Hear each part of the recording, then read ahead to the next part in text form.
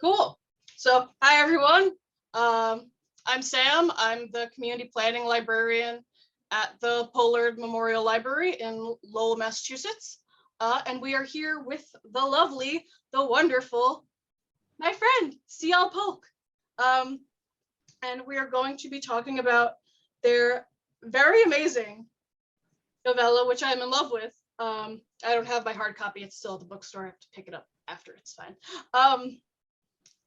Their lovely novella, even though I knew the end, and I'm very excited.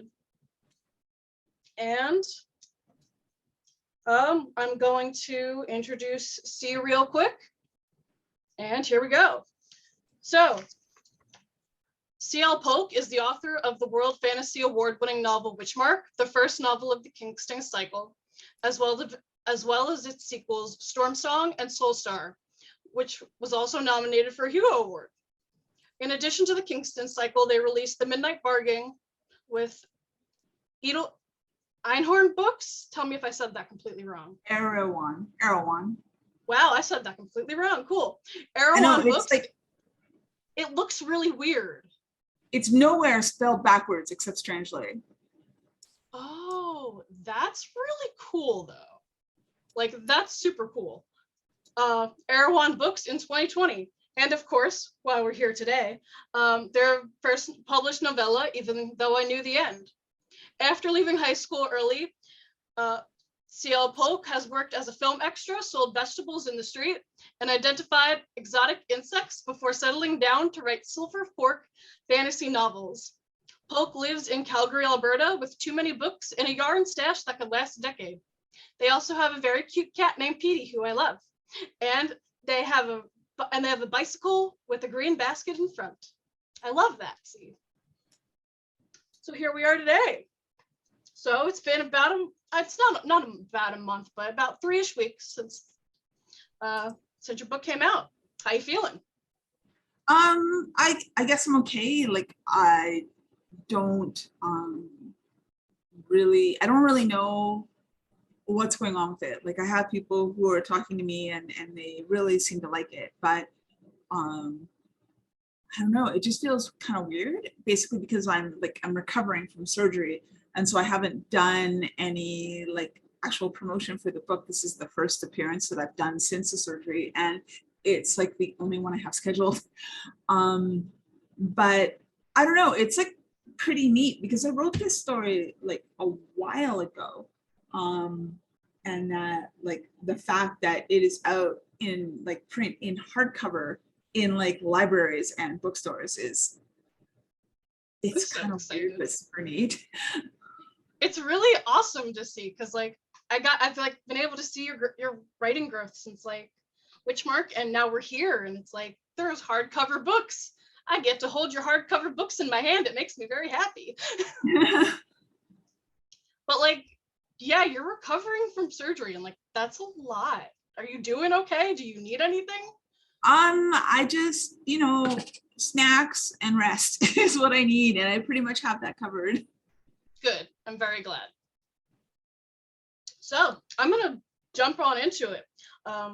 This cover is amazing, and especially with the birds. And I think for those of us who have read it, it's really is really interesting with the connection between Edith and the birds.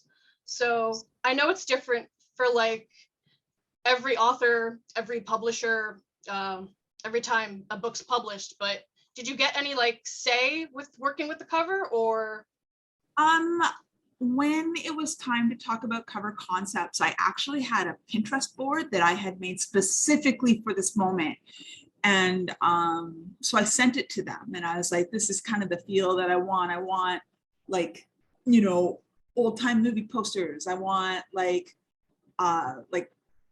pulp detective dime novel cover kind of appeal. Photography is a big deal in stories, so like maybe something like that. Like I don't really know what's going on.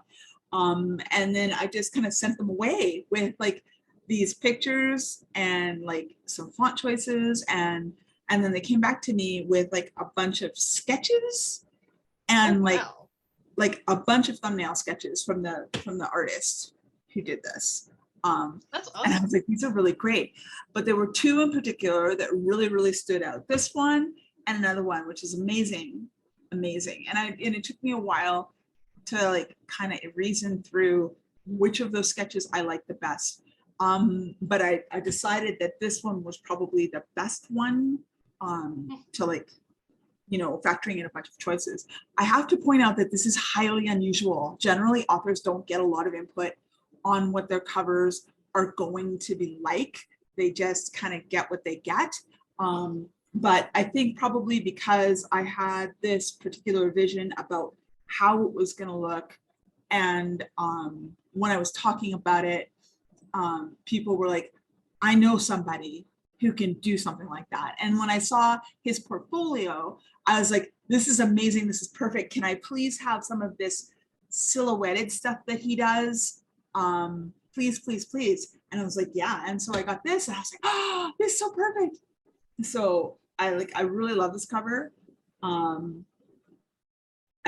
really feel like it's like really, really appropriate for the story that's inside it. Like just like everything down to like the colors and the shading and the composition, Yeah. like all of the teeny little details, like they matter. I noticed that especially with like Helen, especially it's like it's perfect, like to the like right on the hit the nail on the head. And sometimes covers don't, like they have details that are wildly different from the book, so it's really awesome to see that it's exactly like the book. I am absolutely positive, like I am certain that everybody read the book before they started doing art for it. Like I'm pretty sure that Mark Smith like sat down, read the whole book, because the sketches were scenes from the book itself. Oh, I love that. And that and sounds like, amazing. I was absolutely thrilled about that. I think that like that's probably like a benefit of it being a novella. It's not going to take forever to read, Right. and it's easier to do that. So that's pretty cool. So, what about your other books? Like, did you have that same kind of creative freedom with any of the others? Not really, no. Like the thing with the Kingston cycle was, here is your book cover. Like here it is. Mm-hmm. It's done. And they gave it to me in an email. I clicked the attachment and I went, oh, and it was great, right? And then I love them. I got the cover for Storm Song. It was like in an email that I didn't see until like it was the middle of the night. And I was like, this is fantastic kind of thing. And then when it was time for the Soul Star cover, it was the same idea, right? I was just like, these are just perfect. The Midnight Bargain cover, I was looking at it and I was like, wow, this is really cool. It wasn't what I expected, but it was really cool regardless.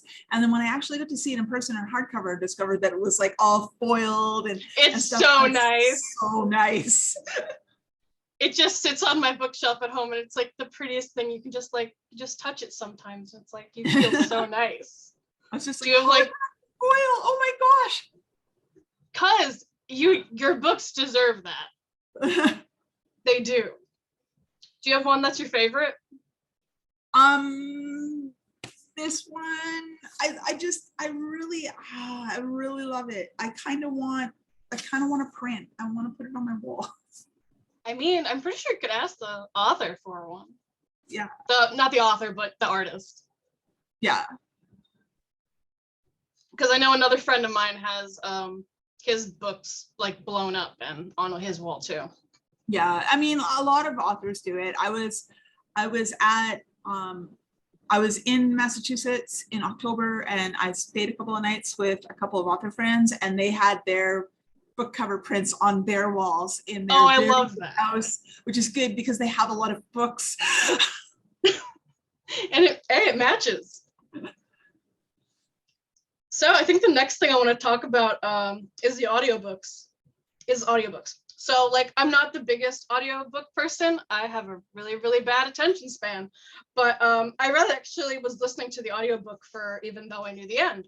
because actually it was really nice as I was at the gym and it was like, I'm gonna cry on a treadmill, it's fine. And it's fabulous. Anyone who hasn't listened to it yet, absolutely worth a listen. But I know some authors don't like to listen to audiobooks, but how about you? Do you listen to them? Do you not listen to them? You know what? I prefer listening to the audiobook than going back and actually reading the printed copy. Like I really, really do. And here's the thing too, is that it might be because I'm spoiled, because every single audiobook narrator I've had so far is amazingly good. Like really, Yes. really good. Samuel Rukin is really good. Moira Quirk has read 2 of my books. She is Oh, fantastic. Her diction is like freshly pressed linen. It's wonderful. Robin Miles read Soulstar, and I implore all of you who, like, I don't care if you read it with your eyeballs, get the audio of Soulstar, because it is amazing. When I was listening to it, and I got that first scene where Robin's in the clan house with Grace, and the eldest relatives in the house are like interrogating her, and like Aunt Dolores says, stay where you are. I'm like, oh shit, we're in trouble. It was amazingly good. Robin did such a good job. Like, it's just astonishing. Also, LeVar Burton, when he read my short story, again, I was spellbound. wait, which one was that? Was it? It was Saint Abigail, Yes. Bridget. It's on LeVar Burton I need Reads. to listen to that. Yeah, it's there. I think I have a link to it somewhere on my website so that you can just go straight to it. It's amazing. I've got to look for that. It's just I feel like I knew about that when it happened, and then I don't have a memory, because what's memory? It was so good. And then my narrator for even though I knew the end is January Lavoie. January Lavoie is just a star. She's so good. She does this amazing, like, she has such excellent narration tempo. She does like beautiful, like, emotional inflection in voices. She like differentiates voices. Like, you could have an argument between 4 people who were like Yes, tagged, and you would be able to tell who was talking if January Lavoie was reading it. and that's what I really loved about January's work with this. I was like, wow, you can definitely tell the difference between the voices, and it's a stark difference too. Like, Yeah. I have a couple other audiobooks that I like, but I think this one might actually be my favorite. It is that good. So even though I knew the end is definitely not your first published story, but it is your first published novella. So can you talk about how the writing process was different, if it was, compared to like a full-length novel, or from your short stories, or from the novelette that you wrote? I think probably the process of writing, even though I knew the end, owes more to the way I write short stories than to the way that I write novels. Because the thing, well, no, it's like a Frank and Nash of both, I have to admit. Like, when I first got the idea for the story, I didn't write it right away. Like, I was like, I want to do this kind of a thing. And then I was just kind of like filed it in the back of my mind, and started looking at stuff. Like, I started doing like visual research on like where I wanted to have it. Like, I looked at maps of Chicago, and then when I decided, okay, well, this part I want it to be like mostly in the loop. And then I started like looking for information about like, well, what buildings are there, like what stores are there, what businesses are there, what people are there, like, and that kind of thing. I figured out really quickly where I wanted it to center, like the specific building and all that other stuff. So could you you basically like tracked all of Chicago, like? I did. Almost. I did. Wow. And the thing That's is incredible. when I was doing it, I was using maps that no map that was published later than the actual date of the story. Most of the maps that I used were from the 30s. And I found this resource that was like basically a bunch of layered sociological maps of the city of Chicago. Like, so like, where did the Polish people live?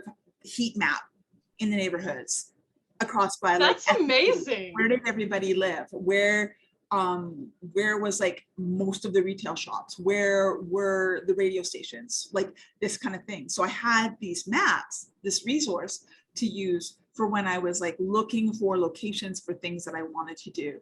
And like I did a lot of research when I was doing Yeah, it.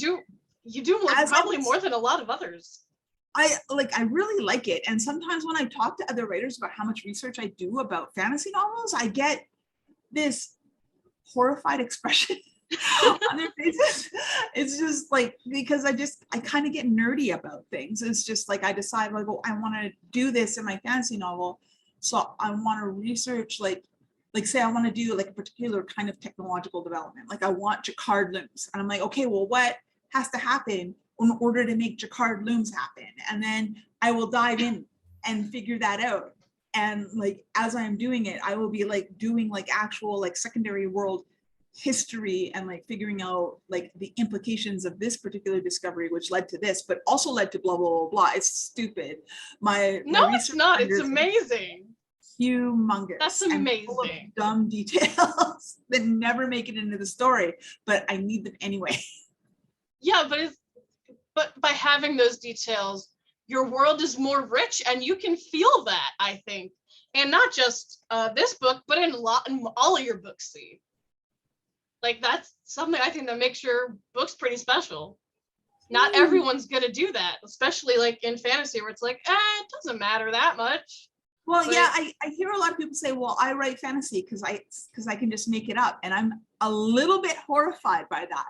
It's not that I want to like, you know, faithfully replicate a particular culture or a particular technological pathway or whatever, but I want to know enough to be able to say, okay, well, this is the way that they did it. And this is the way that I want to do it. I need that base knowledge. I just do. Yeah, because it's kind of like you write what you know, but you need to know it first to write it. Exactly. So that makes a lot of sense to me. How have you, so you love doing research, and I think that's super cool, especially as a trained historian like myself. But what kind of research have you done for like your other stories as well? Well, okay, so for Witchmark, I was like, and this is funny because I had actually done some research on high-rise buildings specifically in Chicago for Witchmark before I had written, even though I knew the end. And like, I think probably part of that was the reason why I wanted to set, even though I knew the end in Chicago, it's because I already had pieces of this knowledge. But I wanted to know like how tall can you make a high-rise apartment or a high-rise building without like a particular style of steel girder, because I wanted a whole bunch of the city to be built up with that technology. And I wanted one building in particular to have the technology to rise even taller than the rest of them, even though it only appears in one scene in Witchmark. And it's like basically kind of referred to secondarily in Storm Song. And so I did all of that, right? And then I read about the bicycle craze in the late 19th century in New York, where like everybody was riding bicycles. And I was thinking about the alternate universe where, you know, the automobile was invented and people said, that's nice, we can use it for like commercial vehicles and continue to ride bicycles. I love that. And then I thought about like, if you have a society that rides bicycles to get to and from like work, school, running errands, out on leisurely dates or whatever it is that they're doing, what kind of culture do they have? What kind of travelers culture do they have? And that's how I came up with Peloton etiquette. It's like when you get into a group of cyclists, you announce yourself, you ride along, you make small talk, complain about the weather, and like people will talk to each other about their personal business while they're on bicycles, and it makes for very interesting eavesdropping material, but it's considered rude to break in on somebody else's conversation while they're having it. So even though you can hear every word, it's etiquette to pretend that you can't hear a thing. Like these kinds of details, like I'm nuts about these kind of details. The thing about like all of the apple trees in Kingston, I did a lot of research about like with modern cities and how like for example, in the city of Calgary, every single tree on public land in the city of Calgary belongs to the city of Calgary, and it's administered by its parks department, no matter where it is, whether it's in a park or not. That's cool. And so I figured out the city's administration structure for the apple trees in the various neighborhoods of Kingston, like just dumb stuff that isn't actually going to make it on the page, but it's all stuff that my characters know and take entirely for granted. So like, I just needed that iceberg. Honestly, I think like I think especially like Kingston, honestly, but any of your stories, I need that as a video game. Like that sounds like perfect video game lore. Oh no! Oh my goodness! Yeah. So like I do stuff like that. For the Midnight Bargain specifically, one of the things that I did when I was building the world was I said, what if brown people discovered white people? What if they took the ships and they went? And so I had it so they took the ships and they went and they said, hey, nice to meet you. Do you have any cool shit to trade? And they were like, well, we got wheat. Wheat, that sounds excellent. How about you have this? and then off they went, right? They established this trade kind of thing. And so there aren't really historically, like comparatively speaking, a lot of wars in the bargain world because trade relations had already been built up. And people were like, well, I mean, if we go to war with these guys, we're going to lose our spitzfrockets. We don't want to lose our spitzfrockets. Maybe we should find another way to take care of this. And, but like, I don't talk about that in the Midnight Bargain. I don't mention it. It's just, it's there in the history and in the background. But I think like, it's like I said, that's what's kind of special. You can still, it doesn't even need to be in the foreground. You can still feel that. And it's definitely true with, even though I knew the end as well. Like there's these little tidbits of them even like mentioning their history and stuff together that I think is really something special. And I think your magic system kind of plays into that as well. All of your stories have such elaborate magic systems. I don't think you do soft magic systems. For most of your stuff, it's like amazing magic systems, but I think the one, and even though I knew the end, is kind of probably my favorite. Can you tell us a bit about how you create these magic systems? Well, I mean, a lot of the times, okay, so when I'm thinking about developing a magic system, usually like the base sources of my inspiration are actually like historical real life occult practices across the centuries. So I will like basically borrow stuff from those traditions, you know, basically from these belief systems. And even though I knew the end is very much like if you know this stuff, you will know that Helen is practicing like high ceremonial magic as has been like written about and made popular in Europe since like the early modern period, the Renaissance and early modern period. Just like Hermetic magic, Golden Dawn tradition, like this is the stuff, this is the basis of the magic that Helen does. When she does spells, because she's a heck of a good spell designer, she's basically using like a really complicated system of associations in order to make her spell designs go. And she has this thing in her head where she knows like astrology. She uses transits to like figure out when is the best time to do a magic, but she also uses the Chaldean hours, which basically mean that a certain type of magic is better to do in this particular time of the day or night than other kinds of magic. And she very much believes in this system. But like, I mean, it's all just scratch it. And it's just basically 19th century Western European occult tradition. And so like, I don't know, I have a lot of fun doing it that way. I'm really, really interested in that particular school of magic, kind of like above all of the others that I could probably draw from. Like, because I mean, I could draw from like American folk magic, but I kind of feel like I should not do that, or I should not do it accurately, is what I'm gonna say, because a lot of that magic is part of closed magical traditions that I only know a little bit about because I'm not actually part of the tradition. And I want to respect it, so I don't actually use what I know about that because it's a secret and you don't get to know. And I'm not going to go like busting in there to try and find it out. But I do think that the mechanics and the principles and the belief system that underlie American folk magic is super interesting. So I will use as much of that as I think is safe for me to do. No, I think that's definitely a great way to handle magic in general. Yeah. Andrea Hairston does a lot with that particular style of magic, and I find it very, very interesting that she does that. That sounds really cool. I literally am writing that down. I like book recommendations. They make me happy. Even though I Knew the End is really a unique story in the way that there's so many different elements mixed together. Obviously it's queer, it's sapphic, but it's noir, mystery, it's historical, and it's fantasy. It's a mix of all of that.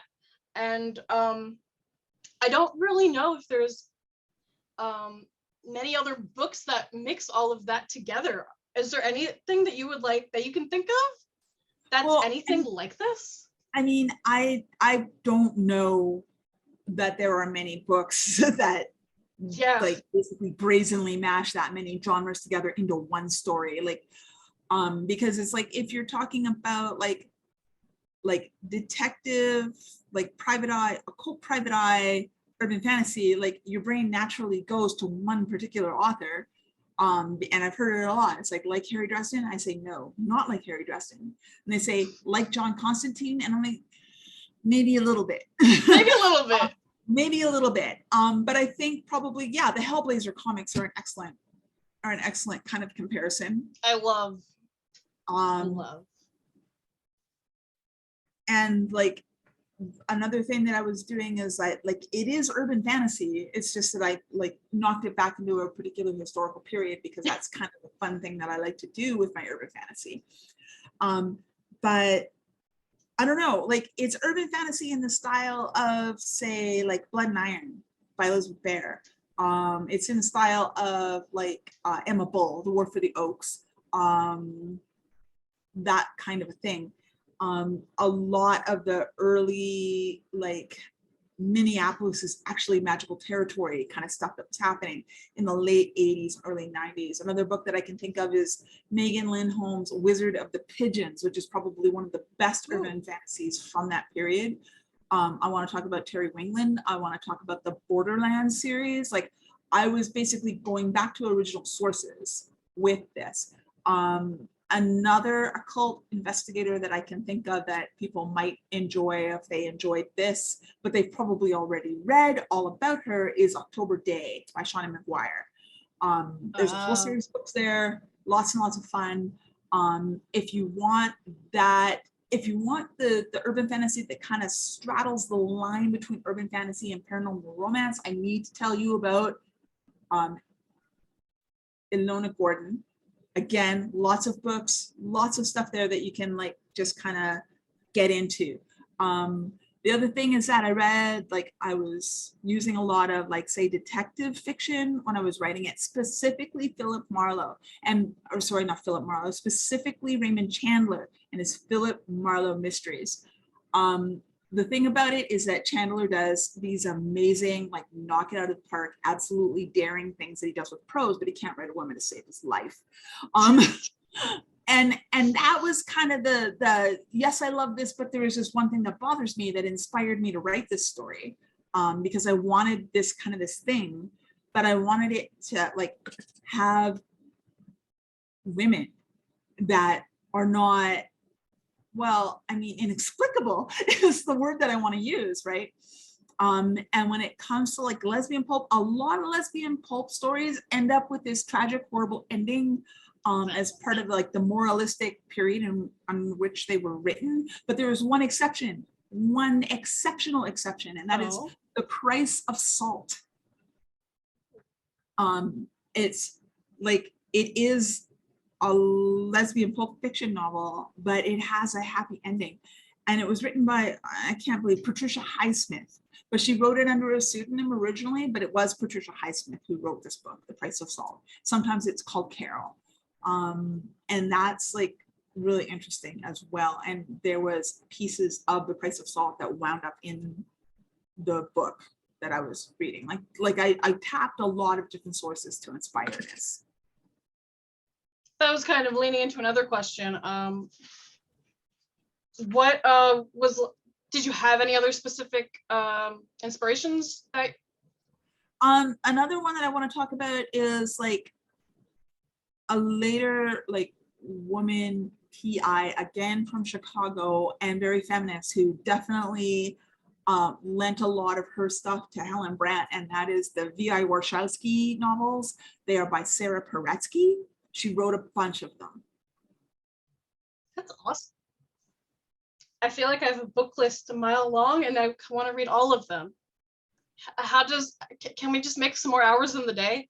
That'd make my life real easier. So going in a completely different direction, well, maybe not too different of a direction. So I know music can be a strong influence for a lot of writers.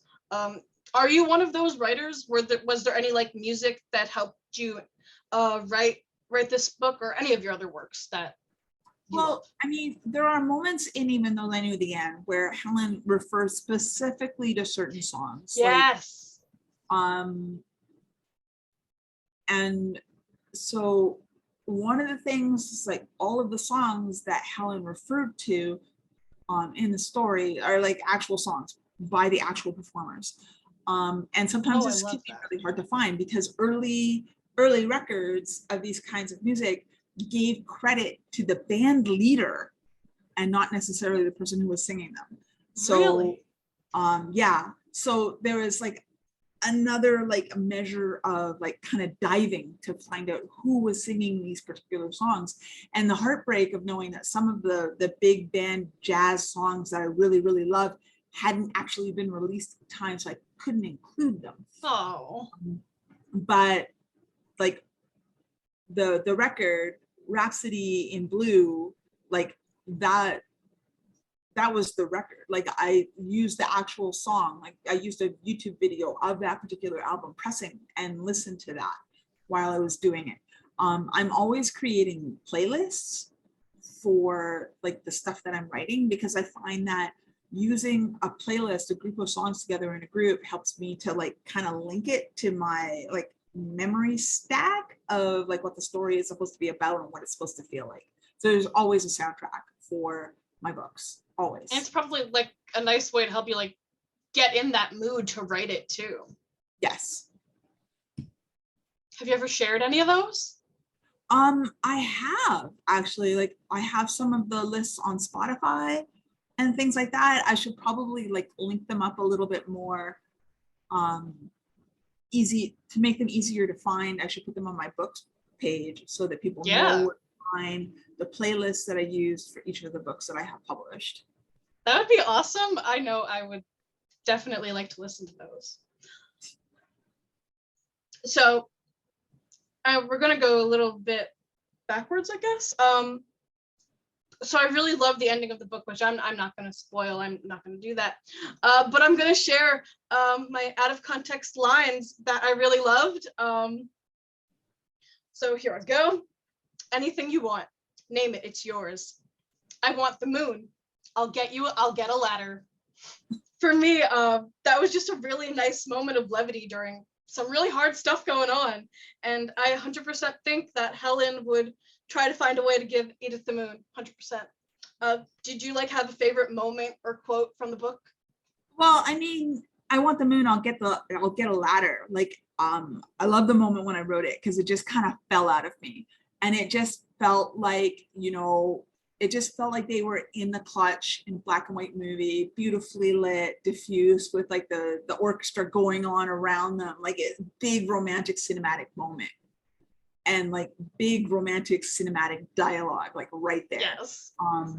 And so I kind of like that because it looks like that last thing that they say before they kiss, and then like the credits start rolling. I just thought it was a fantastic line.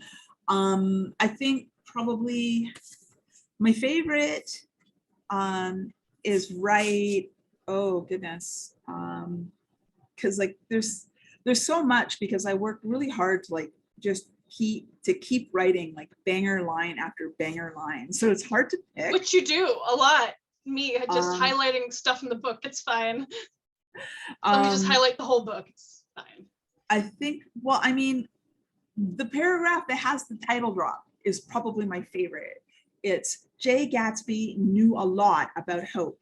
Hope felt a little painful on account of it not being a sure thing. In fact, there was almost no hope for him, which made that tiny flashing light all the more precious. I'd read this book 12 times, 24. I always held my breath, waiting for Daisy to come to him. Jay hoped every single time, and I hoped right along with him, even though I knew the end. I love that. I love that. I was the second I heard that, I was like, title drop, excuse me while I'm just gonna be a little emo inside. It's fine. You're very good with those, like just dropping a line. I think that's one of my favorite things about your books. So I've already asked you your favorite of this book, but I'm going to ask you, who is your favorite of your children? What is your favorite book that you've written so far? You can't make me choose among my children. You can't. I know. I know. I mean, the thing is that I really do love like everything that I've written, because one of the things is that I'm not going to publish it if I don't think it's awesome. So it makes it really hard to choose, because I can't say, well, obviously not this book, because I phoned it in. Obviously.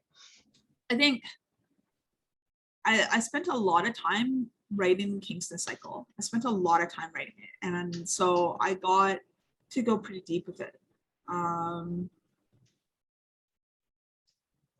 So I think, like, of the published one, I'm going to say like the Kingston Cycle is my favorite. Of them all, I'm going to say whatever it is that I'm currently drafting is my favorite. It's also the worst thing I've ever written at the same time. Yeah, I think that's very valid to feel. Like we talked about a little bit before, writing is really hard. Y'all writers are amazing, because I think I'd cry too much. I'm cool with being a reader. I'm gonna just read and buy books. It's cool. But you've spent a lot of time in Kingston, and do you think there might be more time spent in this universe? Because I know I asked you too many times, but I love it a lot. I know where they go. Like, I know where they go. Like, they can't stay in Chicago any longer. They gotta leave. Like, yeah. Edith has a job out west. And so like that was the thing at the beginning of the story. It was like Edith got a job, they can go to San Francisco. And now that's where they're going.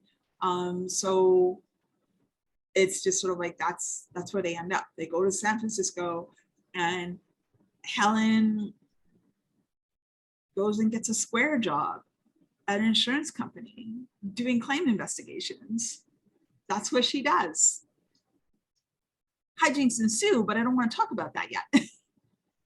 I'm just saying, you can give me a prequel, a sequel, a different character entirely. I'd read all. I mean, I always try to read all of your stuff anyway. But I really want it, so I'd buy many books. It's precious. But speaking of returning to worlds, are there any plans to return to Kingston Cycle or Midnight Bargain right now that you can talk about? I have some ideas about what happens to everybody in the Kingston Cycle now that like the whole trilogy is done. Like I'm kind of getting like letters back about what's going on over there. I have been thinking about it, but they're just thoughts. Like I haven't actually like made any plans or anything like that. And it's the same thing with the Midnight Bargain. It's like I know where everybody went, I know what they're doing, but I don't have a story for them yet. Yeah. Just like I kind of keep tabs on them. But I think that's like special too. It's nice to know where your kids go. So I do want to see if there's any audience questions, but I like my questions. I have one that I want to ask. It's kind of in a similar vein. Is there anything you're working on right now that you want to talk about? Or that you can talk about? I'm working on a novel, but there isn't really anything that I can super say about it. Like it's weird, right? Because I call it the epic fantasy because it's really, really long, but I can't pitch it. It's unpitchable because the best I've come up with is a woman goes to the most technologically advanced city in the world to tell the most powerful monarch in the world that she can't build an infrastructure project. That's it. That's the book. And it doesn't sound very interesting. I think it sounds interesting. Because I know you do interesting stuff with it. You've already sold it. You haven't let me down yet. So I am going to see if anyone in our audience has questions. Please feel free to ask questions and I will ask them to see. And maybe they will be fantastic. And fantastical. Also, AJ said something really smart in the chat. AJ was like, insurance company? Historical urban fantasy leverage? Oh my gosh, a heist? You want me to write a heist? You come write a heist on the day of my daughter's wedding and ask me for a heist novel? Yes, AJ does, and I second that. You could do it. 100% believe it. I mean, I would love to write a heist, but they're super intimidating. I don't know if I can do it. Look, if anyone can do it, especially, let's say with this cast of characters, it's you. You've already got it. Like, I can see it, and I would like it, please. This is me giving you my hands, please.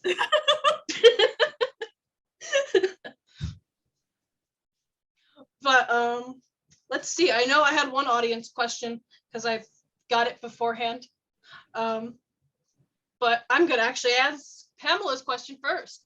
Do you plot out your books in detail in advance or just go with the flow with the characters with an idea of where they end up?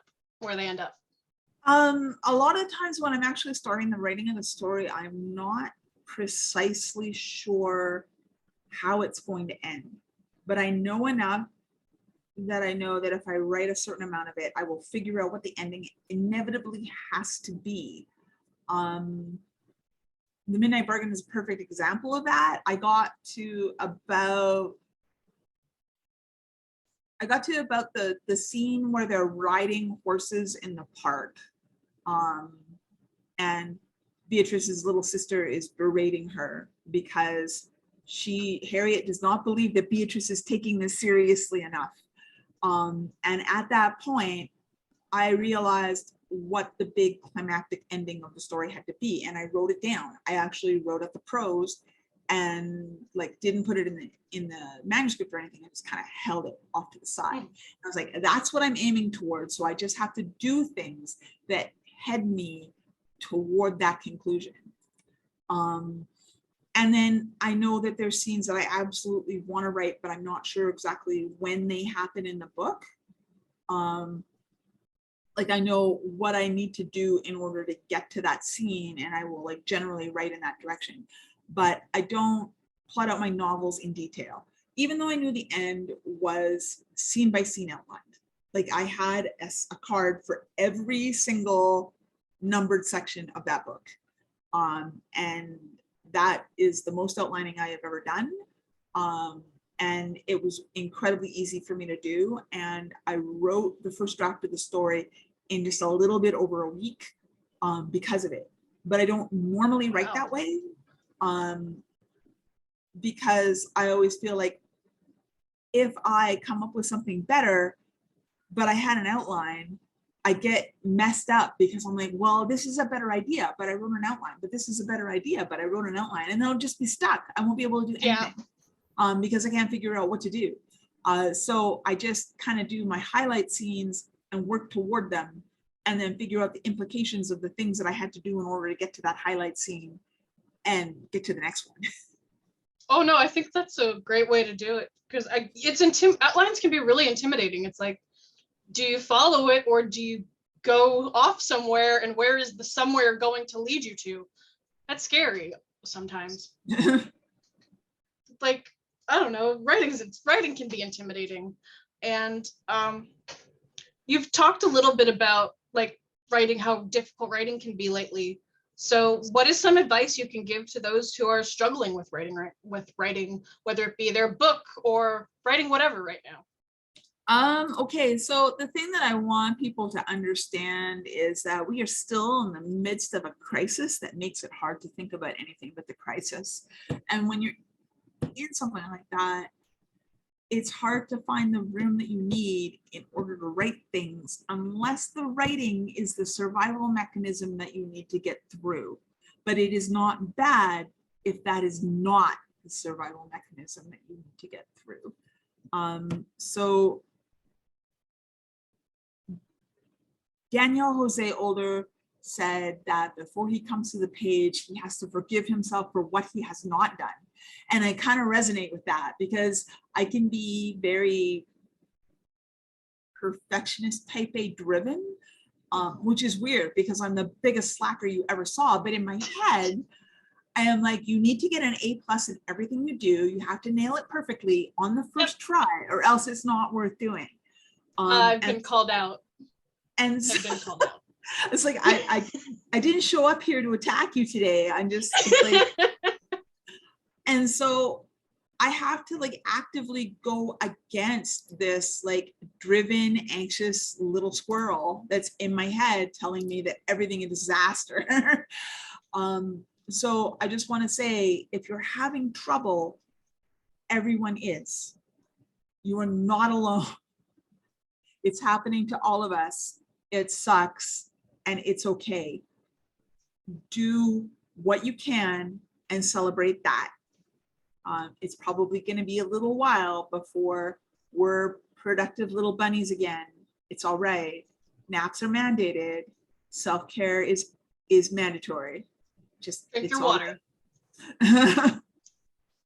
But see, could one say you're not alone here? Yes. I couldn't resist. Look, it wouldn't be me if I didn't have my terrible puns. So I did collect one question before before this lovely meeting.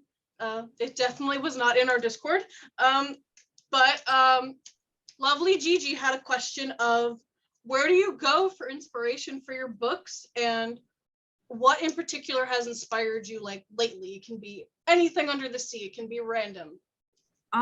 Okay, so like I find inspiration all over the place. Just basically because there are so many interesting things that happen.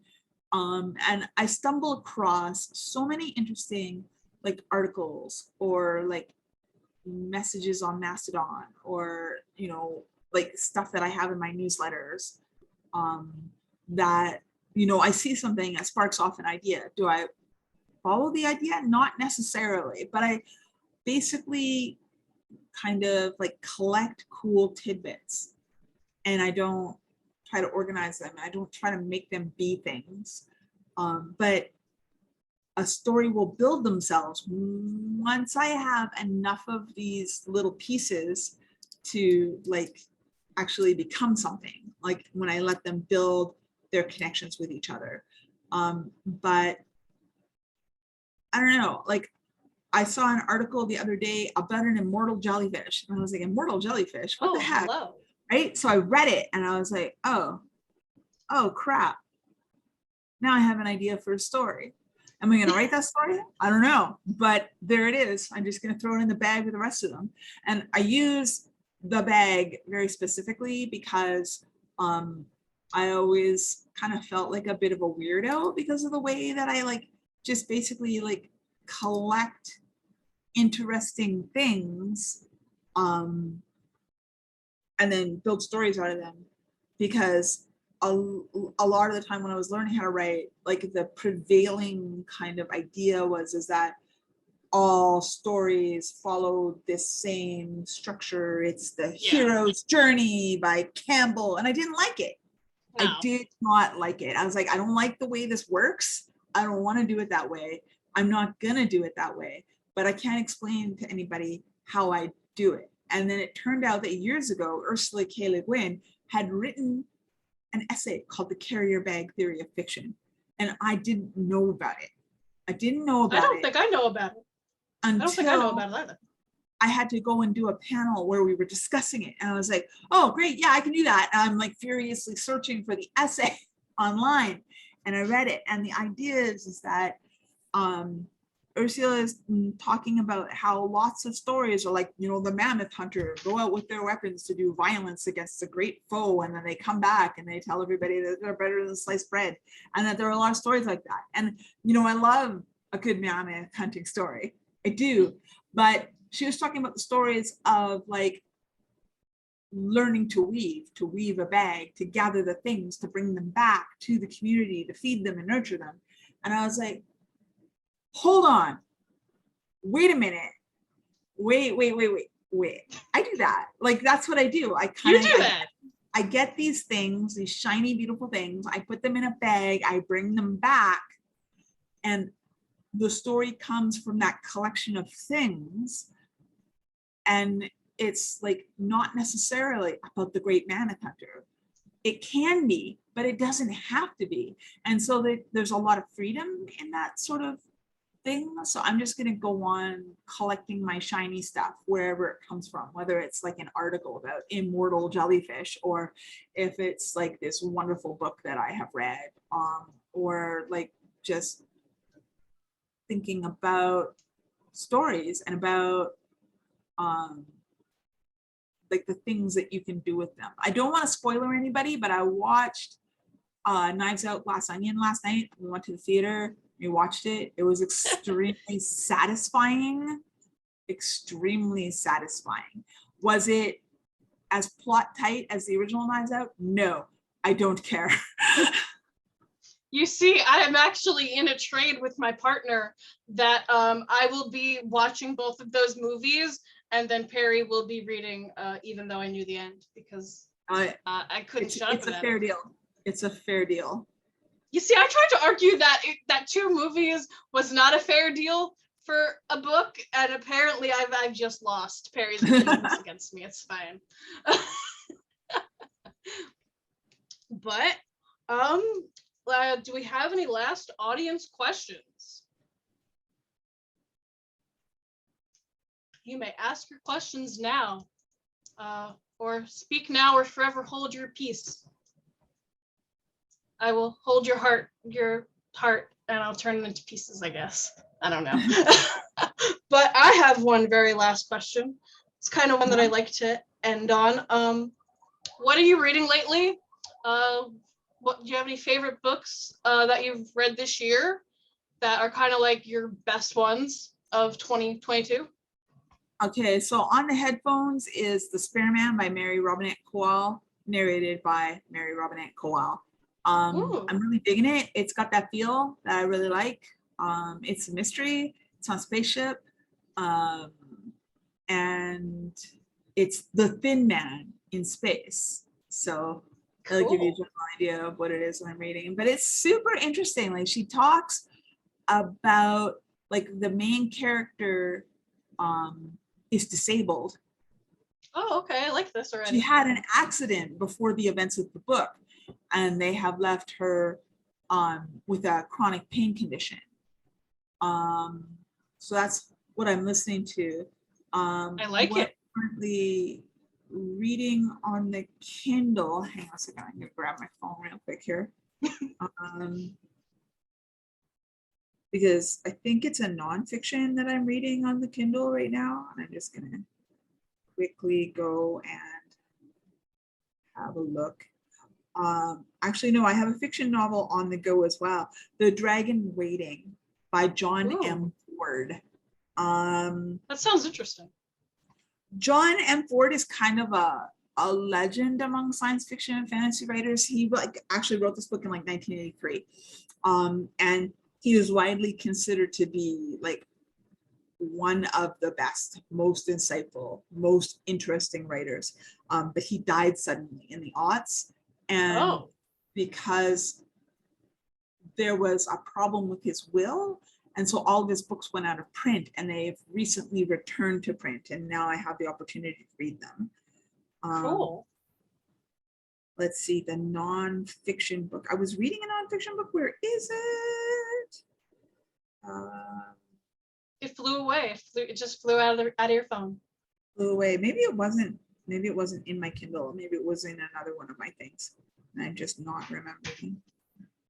But I usually have a fiction novel on the go. I usually have a nonfiction book on the go, and I usually have an audiobook on the go. And I'm just trying to figure out where the heck my nonfiction is. Yeah, meeting. Okay, come back. Let's see. I think no, I don't have a nonfiction book on the go. I got to figure this out. Wow, so someone needs to give C some nonfiction recommendations. I don't read a lot of nonfiction, so I don't have any. I have a list of stuff that I'm going to read. It's just that I haven't actually started anything yet. Yeah. I see that there's a question about the writing software or Word docs or handwriting. Yeah.